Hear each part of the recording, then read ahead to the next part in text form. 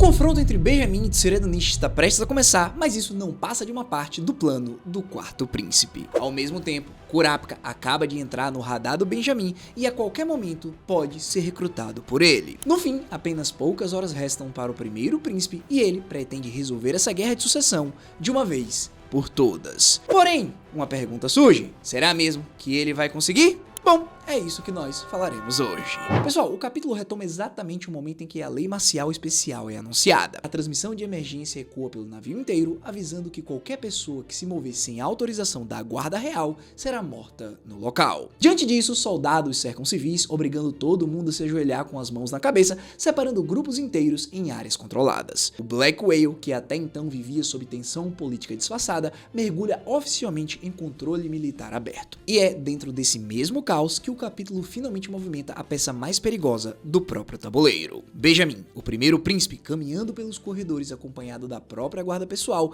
decidido a resolver sozinho praticamente toda a guerra de sucessão antes que o próprio corpo dele pare de responder. Benjamin já sabe exatamente quanto tempo resta para ele. Contaminado pelo vírus que também matou o corpo original do Hulkenberg, ele calcula que restam cerca de 12 horas entre o início dos sintomas e a própria morte, mas que 2 horas antes disso ele vai cair em um coma que o deixará completamente incapaz de agir. Na prática, isso deixa ele com aproximadamente 10 horas de liberdade real para resolver tudo o que precisa antes que o próprio corpo o traia de vez. E é justamente esse relógio interno que explica a agressividade repentina dele nesse capítulo em específico. O Benjamin não está mais jogando o jogo político cauteloso que definiu boa parte da sucessão até aqui. Ele age agora como alguém que sabe, com precisão quase clínica, quantos minutos ainda tem disponíveis e decide gastar cada um deles eliminando obstáculos, não negociando com eles. Dito isso, o primeiro destino do Benjamin é o quarto do segundo príncipe, Camila, ainda protegida por 2 dos próprios guardas dela. Diante da resistência inicial, o Benjamin ameaça abertamente um tiroteio, dando um prazo de 3 segundos para os guardas decidirem,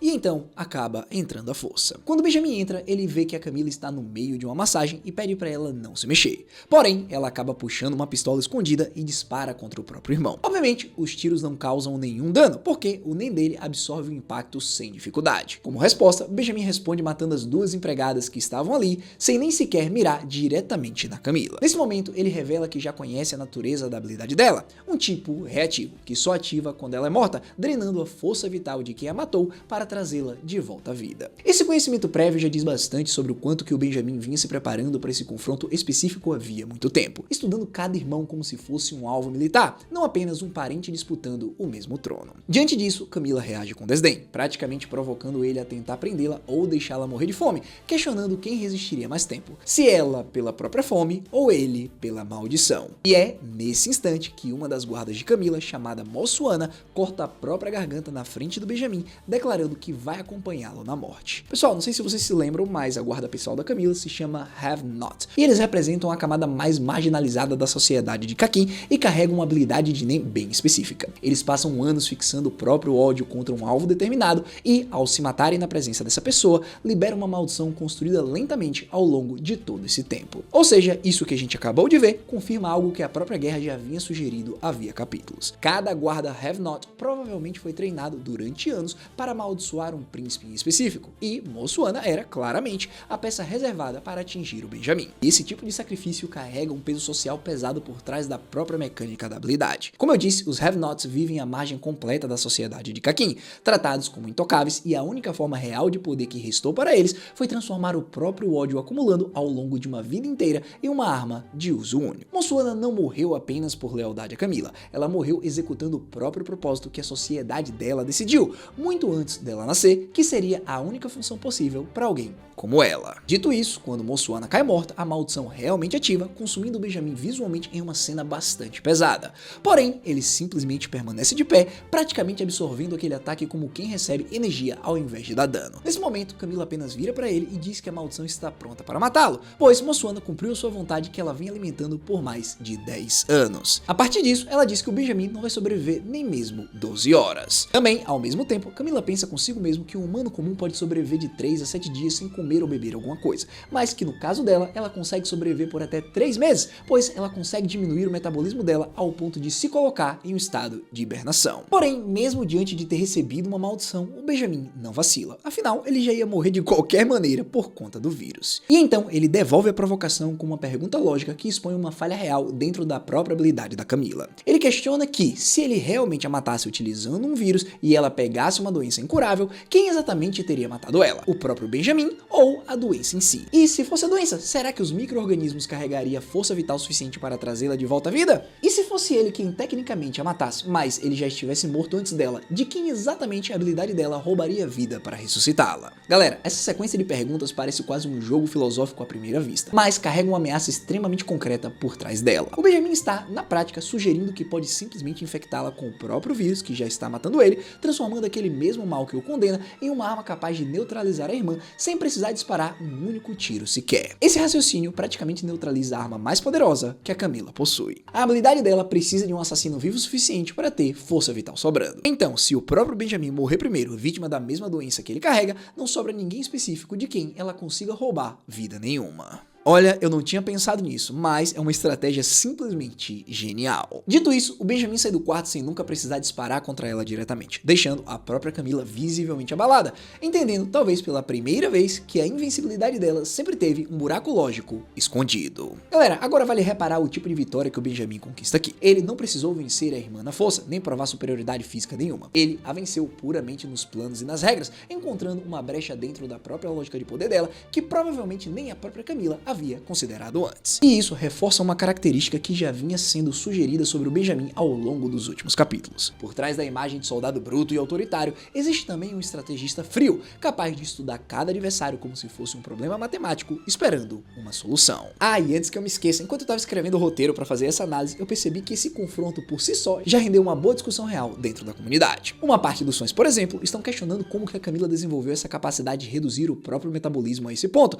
considerando que ela sempre foi retratada como uma arrogante e mimada, sem nenhum histórico de disciplina física extrema. Existe até quem compare essa técnica a uma forma avançada de controle corporal parecida com a que o próprio Netero demonstrava, sugerindo que pode nem ser uma habilidade de NEM propriamente dita, e sim algum tipo de treinamento à parte, já que ela não consegue utilizar NEM enquanto está em Zetsu. De qualquer forma, muita gente também está discutindo que existe uma chance do vírus TSK-17 ser combatido principalmente se a Camila for infectada. Como a besta guardiã da quinta princesa Tubepa já demonstrou anteriormente a capacidade de criar substâncias e compostos, é possível que ela represente a única chance real de reverter tanto a maldição do Benjamin quanto a própria contaminação da Camila, mesmo que a relação entre as duas irmãs historicamente nunca tenha sido próxima o suficiente para garantir esse tipo de ajuda. Essa é uma possibilidade real, mas do jeito que as coisas estão, eu particularmente acho que não vai acontecer. O que eu acho é que a maior parte dos príncipes realmente vai morrer nos próximos capítulos. Enfim, enquanto isso, o capítulo intercala uma cena envolvendo Tsuredenish, o quarto príncipe, ainda em seu Zetsu profundo, completamente imóvel mesmo durante o próprio anúncio da lei marcial ecoando ao redor dele. Diante disso, Salkov, o guarda que vem treinando ele depois de Teta, percebe uma arma escondida nas roupas do príncipe e isso puxa uma lembrança específica. Tsuredenish já havia pedido a arma emprestada de Salkov,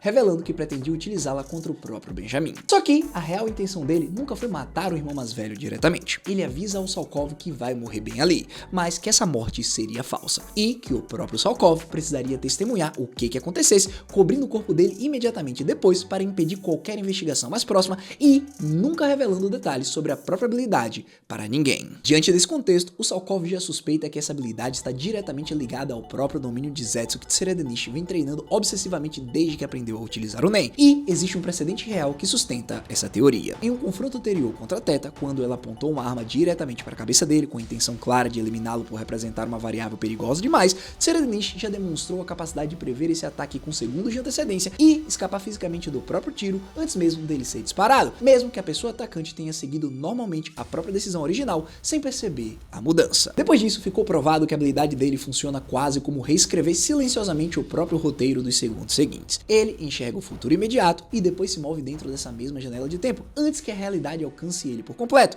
enquanto todo mundo ao redor continua seguindo a versão original dos próprios acontecimentos, sem perceber a mudança acontecendo bem na frente deles. Pessoal, vale a pena reparar no quanto que essa habilidade combina perfeitamente com a personalidade que o quarto príncipe já demonstrou ao longo da guerra inteira. Ele sempre preferiu observar, calcular e esperar o momento certo, ao invés de agir por impulso puro como a Camila ou por força bruta como o próprio Benjamin. Fingir a própria morte não é apenas uma fuga desesperada, é, dentro da lógica dele, a jogada mais eficiente possível. Até porque isso elimina qualquer suspeita futura, tira ele completamente do radar do Benjamin e ainda garante liberdade total de movimento pelo resto do navio, justamente no momento em que a guerra está prestes a entrar na fase mais violenta de todas. De qualquer forma, enquanto esse flashback do Salkov acontece, o Benjamin e a própria guarda finalmente arrombam a porta do quarto de Serednish, encontrando praticamente todo mundo ajoelhado com as mãos na cabeça. Todos pareciam normais, exceto por uma pessoa específica que carrega uma quantidade de Nen muito acima do esperado para alguém daquele ambiente. O nome dele é Danjin, e ele foi identificado como um dos participantes das aulas de Nen ministradas por Kurapika no quarto 1014. Diante disso, o Benjamin ordena a prisão imediata dele, determinando interrogá-lo diretamente no Ministério Central da Justiça. E o detalhe mais importante desse momento acontece nos pensamentos do Benjamin. Ao perceber que alguém sem nenhum conhecimento prévio de Nen conseguiu evoluir tão rápido assim, ele conclui silenciosamente que precisa recrutar o próprio Kurapika como instrutor dentro do exército pessoal dele. E isso muda completamente o tipo de ameaça que o Kurapika representa aos olhos do Benjamin. Ele deixa de ser apenas um guarda protegendo uma criança específica e passa a ser enxergado como um recurso estratégico valioso demais para continuar sendo ignorado. E galera, parando pra pensar aqui, talvez o próprio Kurapika já espere por isso. Afinal, se o plano dele é proteger o príncipe Wobble, estar próximo do Benjamin ajudaria ele a colocar os seus planos em prática. Enfim, seguindo, o Benjamin segue direto para os aposentos privados de Serednish, encontrando empregados e o próprio Salkov ajoelhados, mas o quarto príncipe continua de pé, olhos fechados, completamente imerso em Zetsu. Nesse momento, Benjamin demonstra surpresa genuína ao perceber que o irmão conseguia utilizar Nen o tempo todo sem que ele tivesse conhecimento disso anteriormente. Diante disso, Serednish, ainda de olhos fechados, provoca o próprio irmão perguntando se ele quer um combate direto entre os dois. Só que, antes mesmo dele terminar a própria fase, Benjamin descarrega a arma inteira contra ele, sem nenhum aviso prévio, alegando não ter tempo para perder com esse tipo de provocação. E é exatamente nesse instante, depois do Serednish ser completamente atingido, que o capítulo termina. E esse final abre espaço para uma leitura muito mais ampla que conecta várias tramas paralelas dessa guerra. Pessoal, agora existem ao mesmo tempo 3 príncipes tecnicamente mortos dentro da própria narrativa. Primeiro, o Hulkenberg, que fingiu a própria morte capítulos atrás, escondido dentro do corpo do conselheiro Balsamiq. Segundo, Serednish acabou de fazer exatamente a mesma coisa, utilizando a própria habilidade para sobreviver aos tiros do Benjamin, enquanto todo mundo ao redor acredita de verdade que ele morreu ali mesmo. E por fim, Lazarus segue desaparecido desde capítulos anteriores, escondido em algum ponto do próprio submundo controlado pela máfia. Então, se essa leitura estiver certa, o Black Whale está lentamente se enchendo de fantasmas políticos, príncipes que o resto do mundo já descartou da própria sucessão, mas que continuam vivos, escondidos, observando e provavelmente planejando o próprio retorno no momento mais conveniente possível. Benjamin pode acreditar que resolveu boa parte da própria guerra em um único movimento, mas talvez ele tenha apenas empurrado os adversários mais perigosos para debaixo do próprio tabuleiro, sem realmente eliminar nenhum deles de verdade. E ainda por cima existe uma ironia bastante específica escondida dentro desse padrão repetido. O Benjamin, movido pela urgência do próprio relógio biológico, está tentando resolver essa guerra através da ação direta e visível, exatamente o oposto da estratégia que o Hulkenberg e Serednish escolheram, ambos apostando no próprio desaparecimento como arma. Ou seja, enquanto o Benjamin gasta as últimas horas de vida caçando abertamente cada rival, os adversários mais perigosos dessa guerra estão aprendendo, cada um à própria maneira, que a invisibilidade pode valer muito mais do que qualquer confronto direto. Dito isso, e olhando para frente, alguns fios ficam claramente em aberto. Camila, mesmo abalada pela própria armadilha psicológica do Benjamin, continua carregando uma besta guardiã do tipo manipulador cuja função completa ainda não foi revelada, o que significa que ela pode continuar sendo um fator de caos real durante as próximas horas. Serednish, agora oficialmente morto aos olhos de Benjamin e de qualquer testemunha, ganha liberdade total para se mover pelo navio sem nenhuma vigilância direta, o que pode transformá-lo na peça mais perigosa e mais imprevisível de toda a reta final dessa guerra. E por fim, o Kurapika, a princípio sem saber de nada, acabou de virar o alvo de recrutamento forçado por parte do próprio Benjamin, o que deve colocar ainda mais pressão sobre o esconderijo dele, sobre a Oito e sobre a própria busca pela verdadeira Wobble. Também vale considerar o papel que a própria equipe médica dos Zodíacos pode assumir daqui para frente. Com o corpo original do Hulkenberg já morto e com o Benjamin claramente contaminado pelo mesmo tipo de vírus, cresce a expectativa de que algum especialista ligado à Associação Hunter, capaz de lidar com esse tipo específico de ameaça biológica,